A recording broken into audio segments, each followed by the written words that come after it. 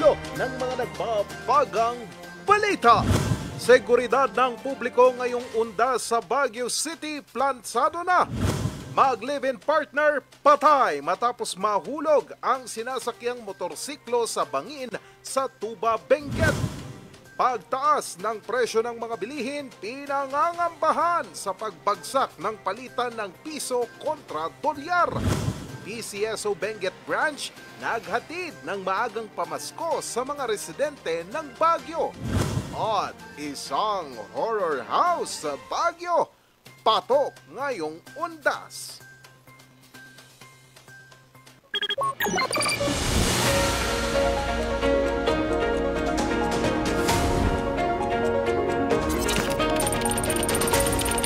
Ang iniwan nitong pinsala ang pag-usok sa aking kinatatayuan.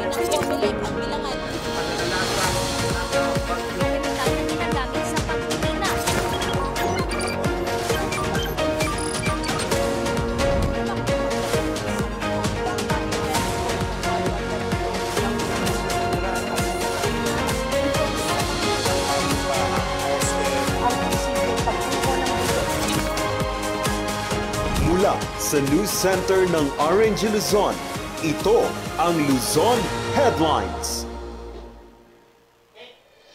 Magandang hapon, Northern Luzon. Narito na ang mga bago at maiinit na mga balita.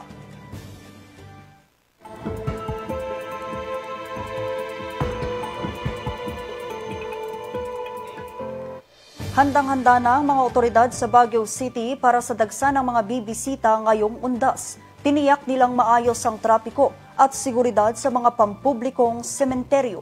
Magbabalita Ron Maranan.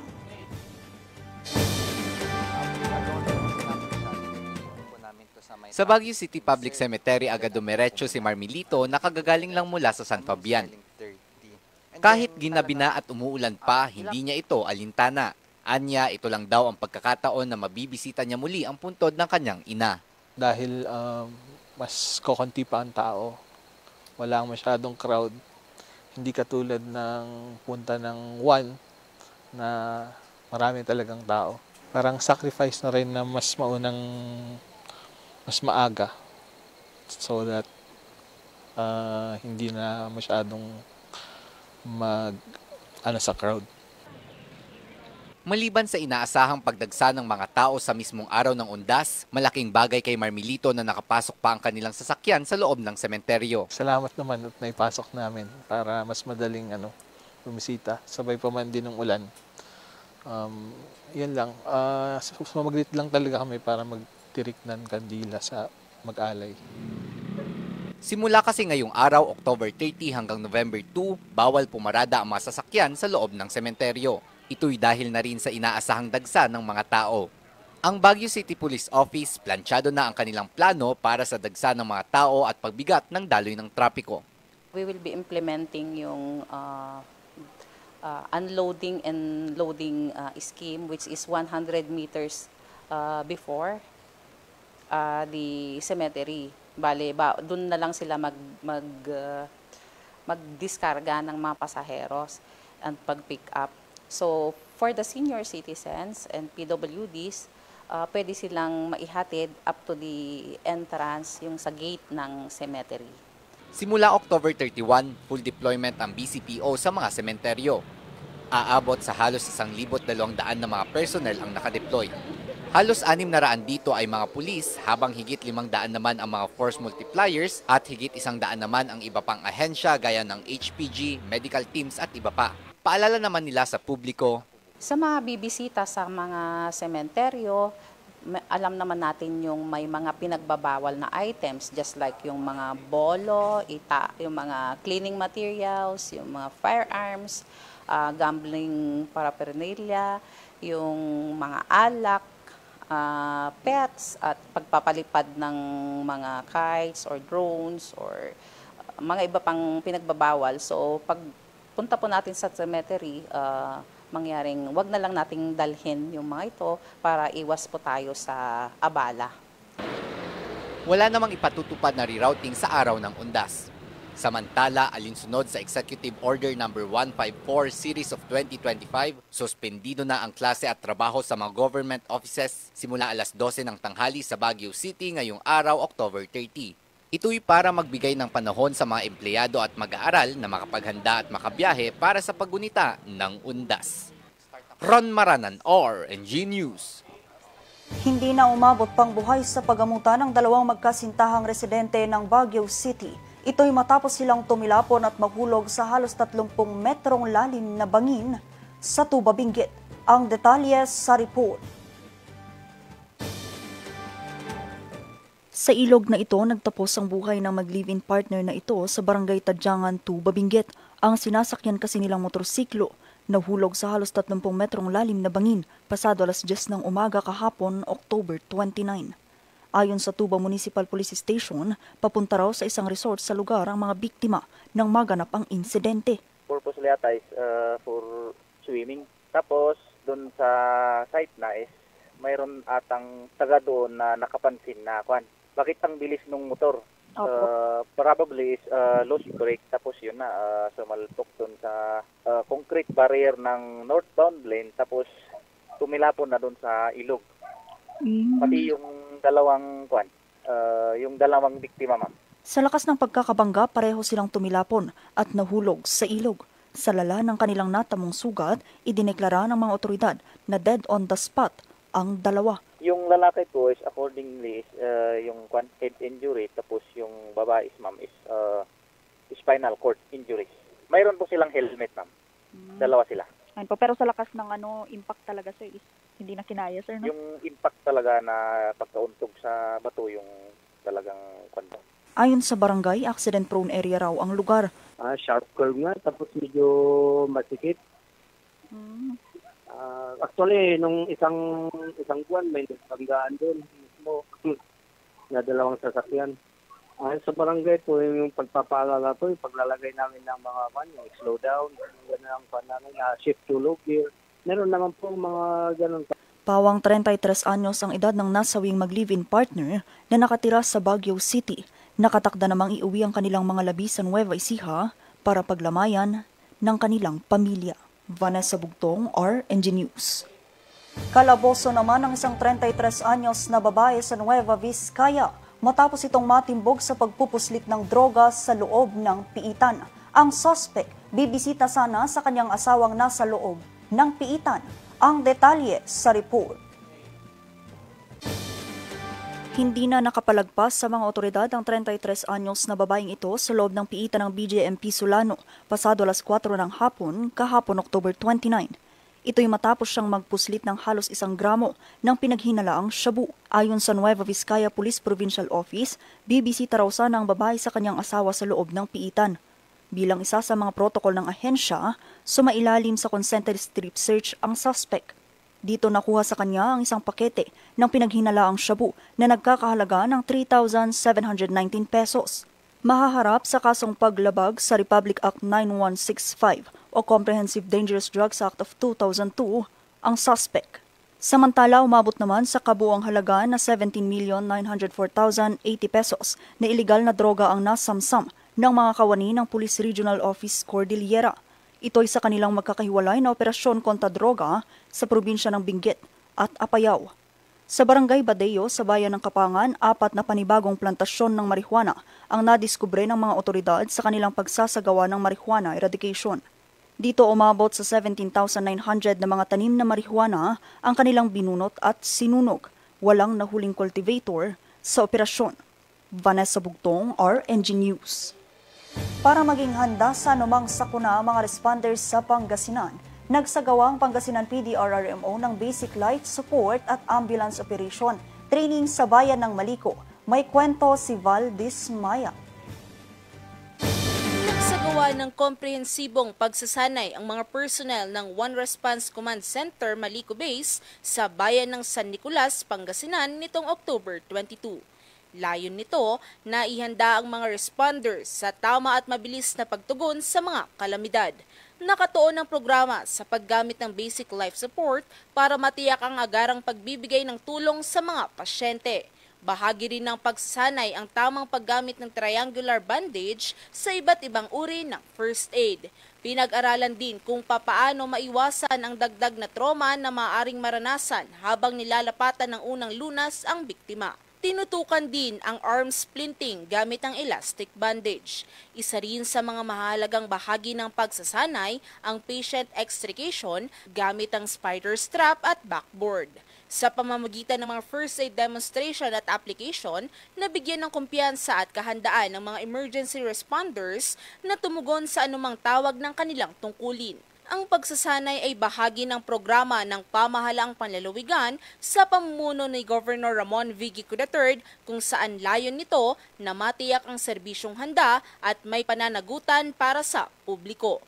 Valerie Dismaya, RNG News.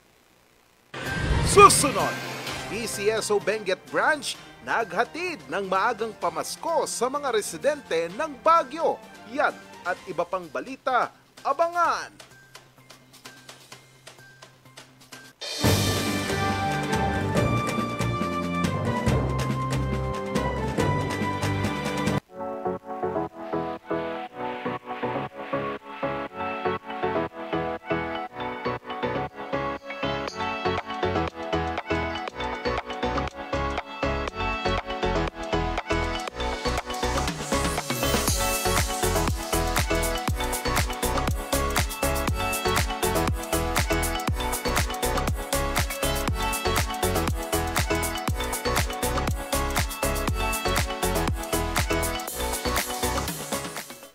Ang bahaging ito ay hatid sa inyo ng Palm Grove Hot Springs and Mountain Resort. Located at Asin ng Alisan, Tuba, Benguet, rain or shine, Palm Grove is ready for you. Surf to Sawa with the most affordable prepaid fiber to home, powered by Converge. Enjoy unlimited internet for just 700 pesos a month. Walang lock-in period or kontrata. Napakamura at 4 pesos daily only. Mabilis at available nationwide. Visit us today at the ground floor of Baguio Methodist Building, Marcos Highway, in front of BGH Flyover, or like and visit our Facebook page, Highland Internet Surf to Sawa. Ang bahaging ito ay hatid sa inyo ng 2.28 Cafe, located at Ridgewood Hotel Mabuhay Accommodation at 17 Julian Felipe Street, Barangay Luwalhati, Baguio City. At ng Brizzle Ridge Cafe, located at Brizzle Ridge Residences Condominiums, Pakdal via Ambuclaw Road, open from 7 a.m. to 6 p.m. Maaari niyo silang i-contact sa 0906-058-4232.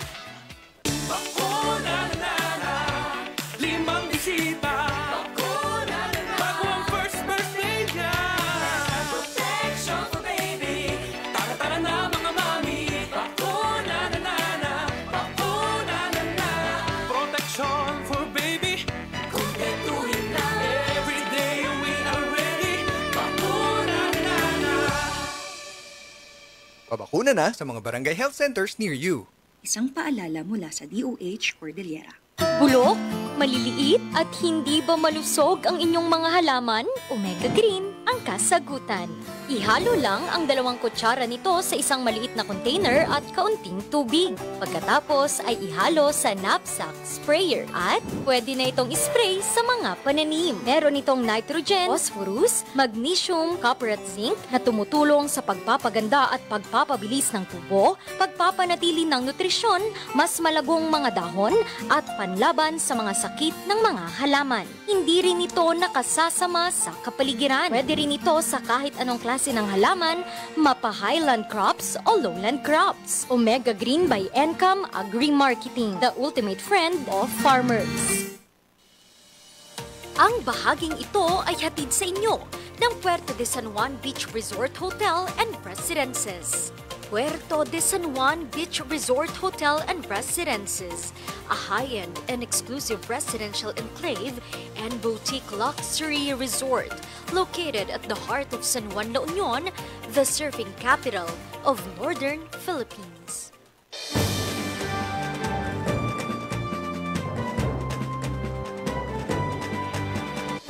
Halos umabot sa 60 piso ang palitan ng piso kontra dolyar ngayong linggo. At isa ito sa mga sanhi ng pagbaba ng kumpiyansa ng mga investor sa ating bansa at mga isyong kinakaharap ng gobyerno, lalo na sa korupsyon.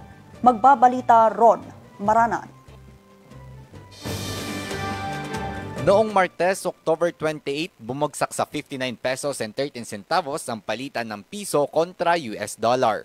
Kaya naman ang ilang mayroong mga dolyar nagdagsaan sa mga remittance center para magpapalit. Nag-start po nung Monday, sir. Tumaas po kasi yung rate namin. Bale, maraming mga OFW, tsaka yung mga regular na customer namin na nagpapalit ng dollar. Pero inaasahan pa raw nila na mas maraming magpapapalit ng dolyar sa mga susunod na buwan. Peak season kasi ng sir, yung maraming nagpapapalit, either November or December, sir, kasi tataas yung rate. Siyempre, pag tataas yung rate, sir, siguradong tataas din yung palitan ng dollar. Tapos, pag in a way na tataas yung sir, rate, siyempre, the more na lalaki din yung mare-receive nila. Ito na raw ang pinakamababang palitan ng piso kontra dolyar sa kasaysayan. Ayon kay Katrina Victoria Gumaya, isang international investor and global investment advisor, malaki raw ang epekto nito sa ekonomiya. Sa also ng piso is mas malaki yung binabayaran nating import kaysa sa kinikita natin for export. One of the major things we import is oil, gasolina. And lahat tayo mula sa taxi drivers, jeepney drivers, ang average commuter mo, nakadepend yan sa presyo ng oil, no? Yung araw-araw na commute. Pero sa kabilang banda naman, may mga sektor din na nakikinabang dito tulad ng mga pamilyang tumatanggap ng remittance mula sa mga OFW at maging ang mga BPO employee. Sa inilabas na pahayag ng Bangko Sentral ng Pilipinas, ang paghina ng piso ay maaaring bunga ng mga pangamba sa pagbagal ng ekonomiya at sa mga isyu ng korupsyon sa gobyerno. Ayon kay Katrina, nagdulot daw ito ng pangamba sa mga investors na namumuhunan sa bansa.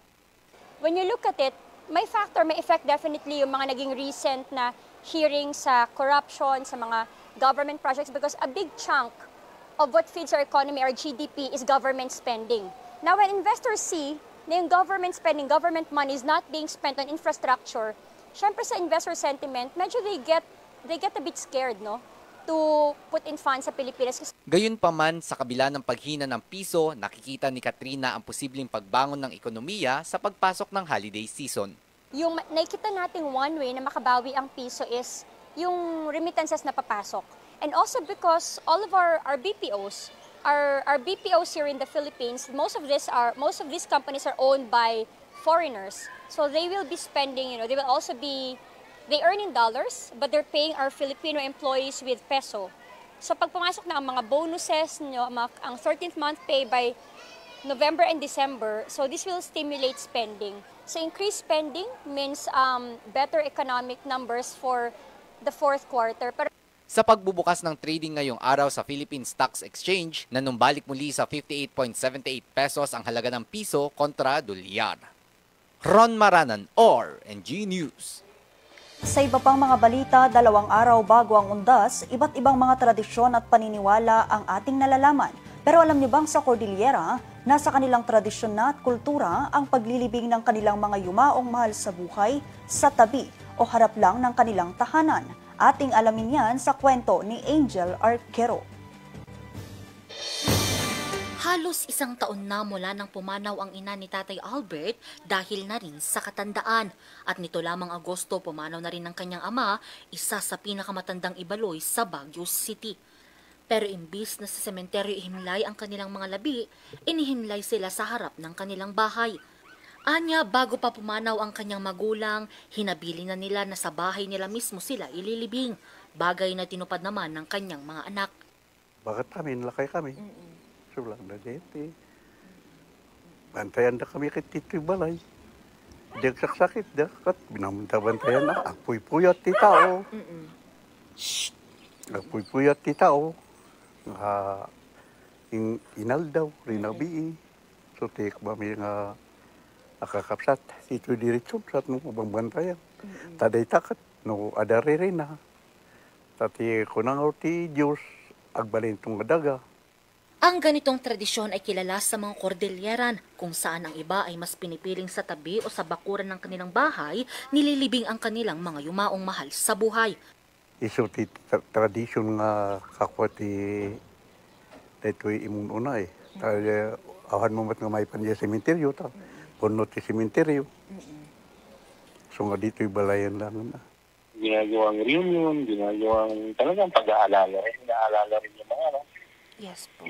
Pero not necessarily na may ginagawang ritual o kaya depende naman sa ano. Opo, sir. Sa family. Karamihan din ng mga ganyan is billing, tagubilling din ng mga namatay. Na gusto ko malapit ako dito sa bahay ko, parang binabantayan ko kayo. Para hindi nyo ibenta. Ganun din yun. Maraming tapos parang para lahat kayo, dito kayo rin maiipon. Ang ganitong mga tradisyon ay matagal nang ginagawa ng mga Cordilleran, pero nakadepende pa rin daw ito sa magiging habilin ng mga namayapa. Pagdating naman sa kalusugan, tiniyak ng indigenous people and indigenous cultural communities Baguio na wala itong magiging epekto. Ang karamihan naman, I think, is advantages naman ang dulot ng lahat, all in all, kung sakasakali. Very minimal lang yung disadvantages. In olden times naman is talagang hindi naman pinabalsam mo yan. Pero inihukay talagang malalim. Tapos yung mga kahoy natin noon is talagang matatandang kahoy. Kaya naman, kagaya ng nakagisnan ng pamilya ni Tatay Albert, paraan daw ito para maipakita at maiparamdam pa rin sa mga yumaong pamilya na kahit wala na sila, ay hindi pa rin sila nakakalimutan. Ngayong malapit na ang undas, maraming mga tradisyon ang nakagisnan na patuloy pa rin sinusunod. Kahit iba-iba man ito, ang importante ay ang pagrespeto natin sa bawat paniniwala ng isa't isa. Angel Arquero, RNG News. Sa pagdiriwang naman ng National Charity Day, maagang pamasko ang hatid ng Philippine Charity Sweepstakes Office sa 20 mga residente ng Baguio. Malaking tulong daw ito sa pang-araw-araw na buhay ng mga benepisyaryo. Magbabalita Charles Limon. Malaking hamon para kay Amalia ang pagiging solo parent. Mag-isa niya kasing tinataguyod ang dalawa nitong anak. Bagamat nagbibigay ng sustento ang dati nitong asawa, malaking hamon naman daw ang mahal ng presyo ng mga bilihin. At kung kapos ang kita nito sa pagtitinda ng barbecue, pinipilit pong pagkasayin po kung ano yung meron, sir. Nang hihirap po sa mga kapatid, sa mga kakilala po. ang senior citizen namang si Pasita, inaalala nito kung minsan ang maintenance ng kanyang asawa. Herbal na lang, hindi masyadong, kung minsan yung kwan na lang, lusartan ang iniinom niya. Oo, yun sa umaga.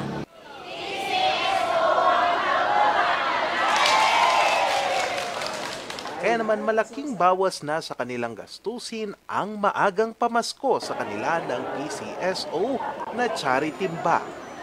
So nationwide po, nagbibigay po ang PCSO ng charity bag sa bawat lugar sa Pilipinas na mayroong branch offices. So maligaya po sana tayo, natatanggap po tayo. 200 charity bag na naglalaman ng noodles, bigas, delatang sardinas, instant lugaw at iba pa ang ipinamahagi sa mga benepisyaryo. Parte rin ito ng paggunita ng PCSO sa National Charity Day. Sana'y tuloy-tuloy na ang ganitong mga pagbibigay sa ating mga kapuspalat at sana kayong mga qualified, mga benepisyaryo, sana naman ay bigyan nyo ng pansin, na ito ay tulong ng gobyerno para sa inyo. Sobrang nagpapasalamat po ako at isa po kami sa napili para mabigyan po nito. Kaya maraming salamat sa bigay ng kwan ng PCSO. Maliban sa Baguio na mahagi rin ng PCSO Benguet ng charity bus sa 100 benepisyaryo sa Sablan, Bugyas at Mangkayan. Charles Nicolimon, RNG News. Ano ang dapat gawin kapag naka-freeze ang mga account? Sasagutin yan ni Attorney Edgar M. Avila sa ICAP at ang batas.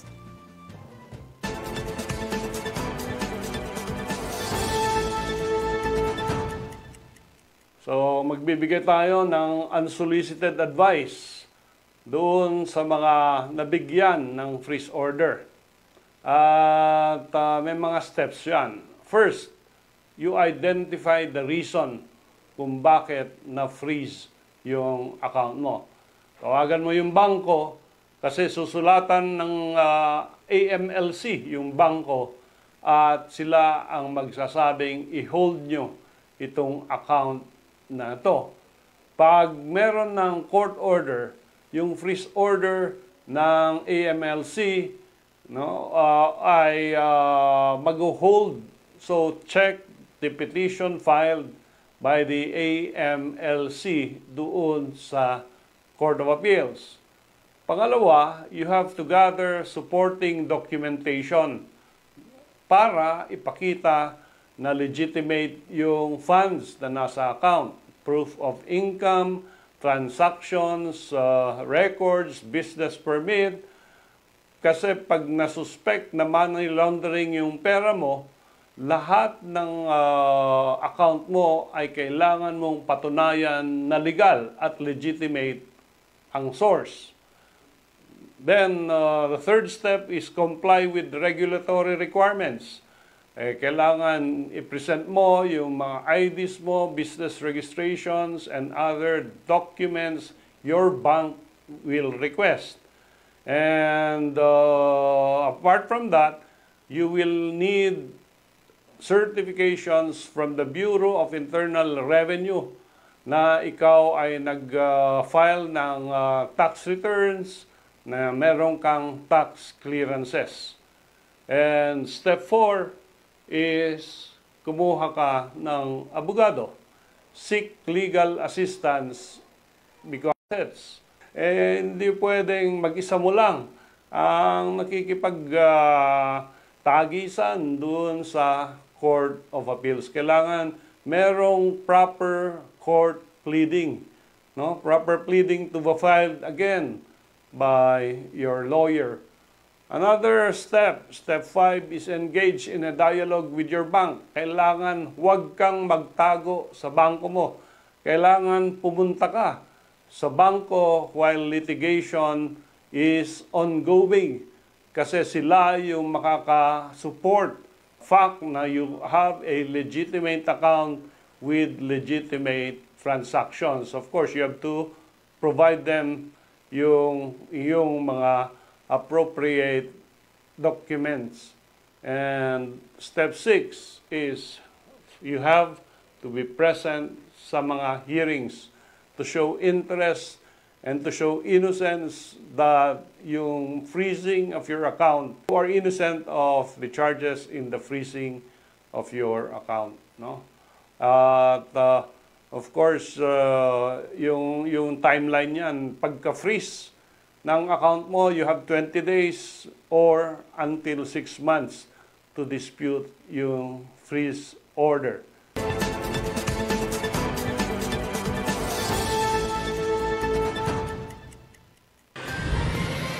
Susunod, at isang horror house sa Baguio, patok ngayong undas. Ang detalye, abangan!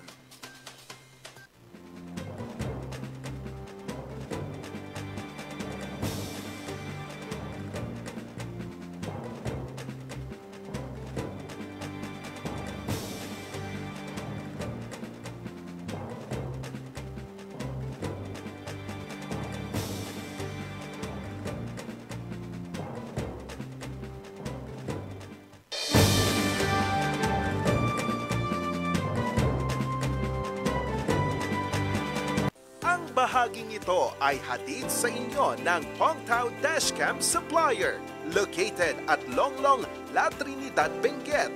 Pongtao, para sa mga kailangan ng inyong sasakyan. Ang bahaging ito ay hatid sa inyo ng Homebound Furniture Plus. Offers home, outer, office, and customized furniture. Located at ground floor Centerpoint Plaza, Bakaking Central Marcos Highway, Baguio City. Visit now! 7 Healthy Habits para sa Healthy Pilipinas. Sa iba'y handa ang balikat ng may karamay sa bigat. Sila'y iniingatan, ngunit sarili huwag kalimutan. Mahalaga ka.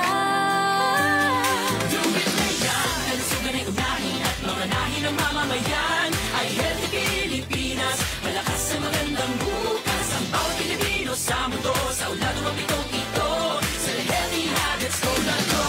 Para sa Healthy Pilipinas. Looking for a place to stay in Baguio City? Find your calm at Hotel Supreme. A good dip at their pool.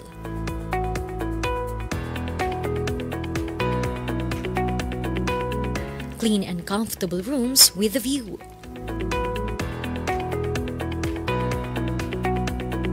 Accommodating staff.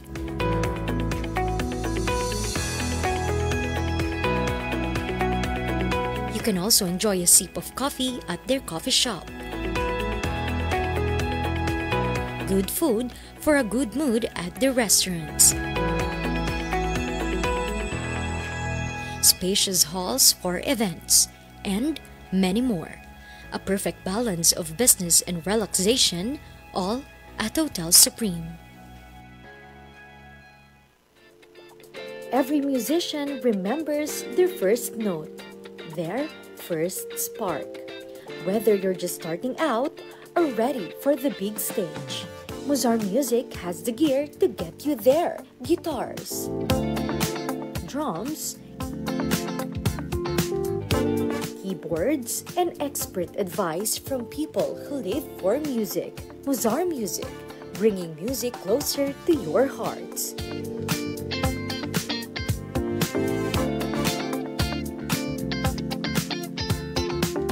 Mozart Music since 1976.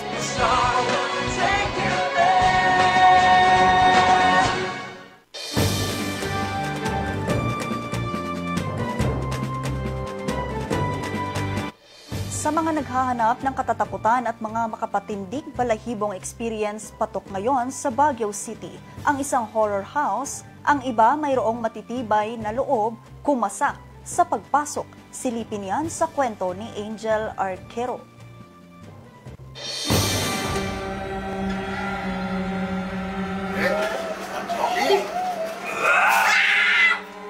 Natakot at tumindig ang balahibo ng mga chikiting na ito mula sa Sagada Mountain Province. Sa unang pagkakataon kasi, pumasok sila sa isang horror house sa Baguio City. Nakakatakot na, ma'am. Bakit nakakatakot? Madilim tapos meron biglang naglalataw. Oo. Kasi thrilling yung Loob, sa loob. Kabut-batang.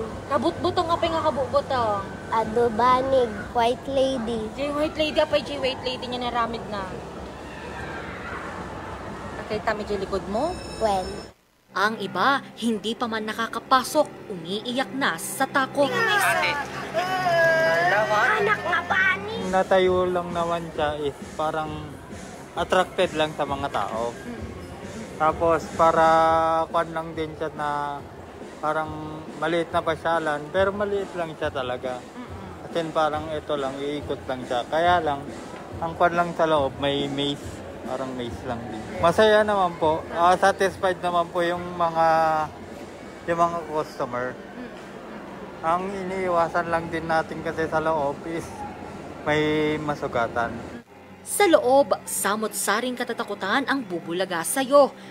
Kaya naman, tibayan lang ang loob sa pagpasok dito.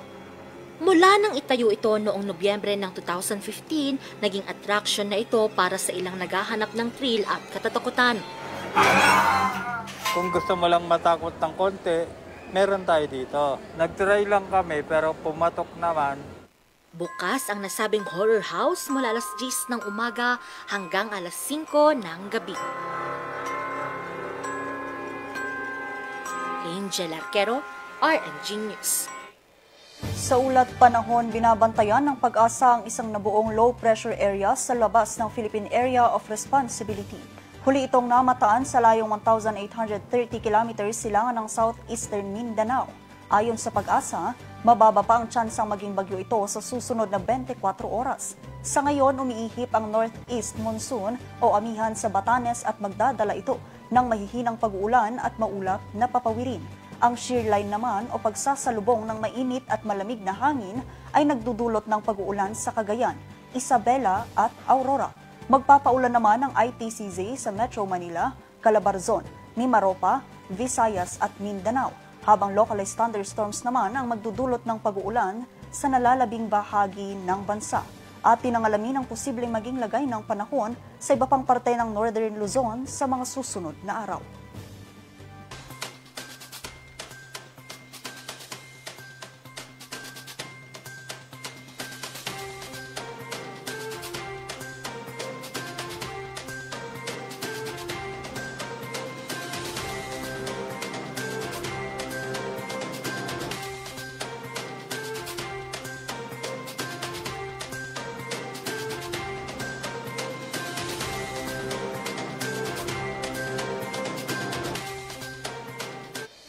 Bihira lamang makakita ng dragon fruit sa mga pamilihan dahil tuwing Hunyo hanggang Agosto lamang ang anihan nito.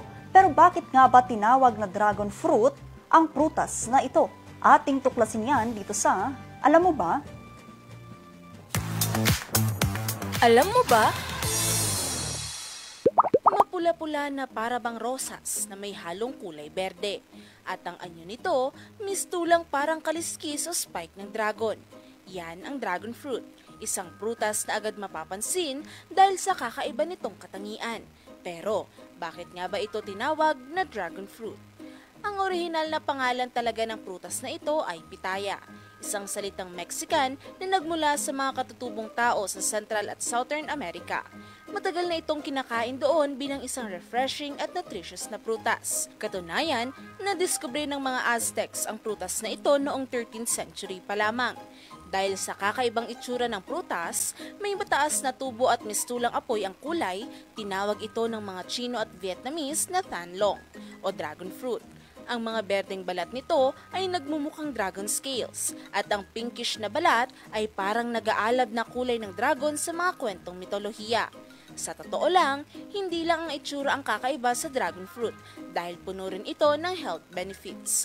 Mataas ito sa vitamin C, fiber at antioxidants na nakakatulong laban sa sakit at pampalakas ng immune system. Sa Pilipinas, madalas itong makita sa mga farm sa Ilocos Norte dahil madaling alagaan sa mainit na klima. Ang taniman ng dragon fruit ay nangangailangan lang ng mabuhangin na lupa, init ng araw at kaunting pag-aalaga. Katunayan, ang halaman nito ay isang uri ng cactus, kaya madalas itong makapal at may tinik sa tangkay. Maraming magsasaka ang nakakita ng oportunidad dito dahil mataas ang demand sa Asia at Europe. At hindi lang yon, nagiging popular din ito sa mga smoothies, desserts, at maging sa mga beauty products dahil sa taglay na nutrients at natural color. May gusto ba kayong malaman na trivia? I-comment na yan at dito ay aming aalamin. Ngayon, alam mo na! At yan ang mga balitang nakalap ng Luzon Headlines ngayong araw. Muli, maraming salamat at magandang araw sa ating lahat. 56 days na lang, Pasko na.